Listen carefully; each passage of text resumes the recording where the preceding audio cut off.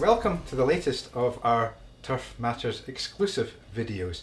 Today I'm joined by Murray Long, a person I've been involved with for the past 20 years in greenkeeping, a person I know very well and who's well known to the rest of the greenkeeping industry. So welcome Murray, and congratulations for joining us here. Thank you, on Scott. Turf Matters video. Thank you. As I say, we have known each other for quite some time. I know we met first of all back at your days at Coombe Hill. That's right, many moons ago. Yeah. That was in 1991 I think that was. 1991. I started there, yeah. Good grief. And from there, of course, you moved on to Sunningdale. That's right, I was from Coombe Hill from 91 till 2005. So I worked my way up there from assistant greenkeeper to deputy and then on to course manager for 10 years. And it was while, of course, you were at Coombe Hill that you were Student Greenkeeper of the Year, Toro Student Greenkeeper That's of the Year. right, yeah, towards the end of my time there, I was Toro Student Greenkeeper of the Year. I think it was 2002, 2003, and great experience with Toro. And that took you, of course, over to America for That's some right. from educational program over there. And presumably that helped you the rest of your greenkeeping career. Yeah, fantastic opportunity. Over to UMass to study for the winter, 3 months there, get to pit your wits against the American students and a few of the others, and it was a great experience really. And like you say, set me up for the rest of the career really. Mm-hmm. And after your time at your stint at Sunningdale, you've moved into consultancy. That's right. Yeah, I know you're working in a number of golf courses, including Ferndown. That's right. Down there. Can you just talk a little bit about some of the projects that you've got on the go at the moment? Yeah, I've worked with, I've done my stint at Sunningdale and then started golf course development. So I thought it was time to work for myself and get some new opportunities and have a little bit more freedom out, outside of the golf club. I see the wonderful suntan you've got. That's right, indicative of something. A bit of freedom there, yeah, with a few holidays. And no, it was good. So I decided it was good to work for myself. I'm working, I started out working at Ferndale. I still do the project with Ferndale. Initially that was course maintenance. So I looked at the whole course maintenance procedure, and then we tried to raise the standards wherever we could, and we developed some 5-year plans which looked at many different things. So we've looked at drainage, bunker work, woodland management, the fertiliser programs, chemicals, general maintenance, and all the different areas really that you would do when maintaining a golf course. Do you find as a consultant, if you go into a golf course, that the committee or general manager tend to listen to you more intently than they do to the incumbent course manager?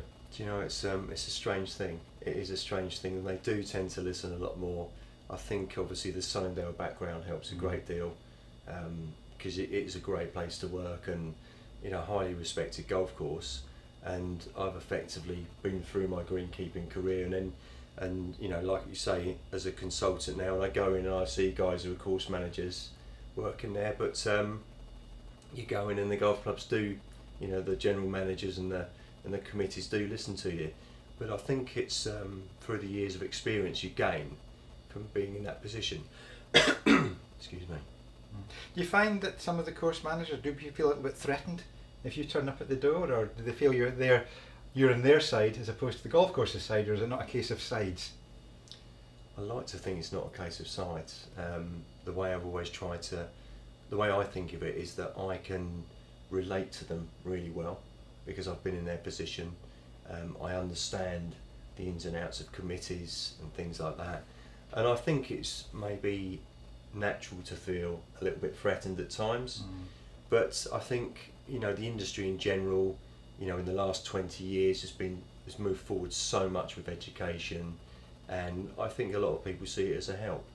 And the biggest thing I try to do when I work with course managers is I try to get the communication going first, and get them to understand I'm here to help them. I've got a thorough knowledge of what they're doing, so if they want to call me, want to talk about things, I'm there to walk around with them, so it works quite well. You feel that's one of the things that people get under pressure. They tend to shrink away into their sheds, into the maintenance facilities. They're not out there in the clubhouse talking to other members of the committee. Yeah, absolutely. I think as soon as you find some pressure, you do. That's naturally what you would do. Is retract. And jumping a moor out in the 11th green and do some mowing. Yeah. Disappear, but I try to. A lot of the, it's very rare that you come to a situation where you're called in to fix a problem. The way I've gone about the consulting business is that I'm there to help improve things, put a positive spin on it, and I like the way that works. I've always been there to try and raise standards and set goals and targets and bring people and teams along with me.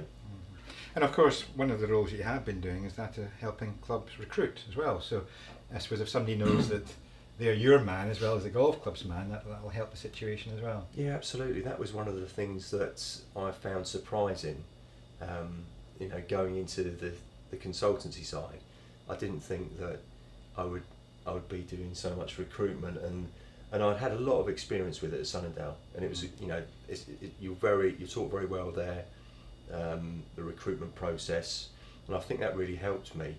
And it's good. I think the clubs find a confidence in having somebody who's done the job at a high level and understands it, and then you can talk to greenkeepers or prospective course managers in a way that they relate to, and I think then it makes them feel comfortable because you're talking the lingo and it's not coming across as somebody who hasn't maybe had the same background. And it helps you. I think it does really help you, and it's been a big surprise really.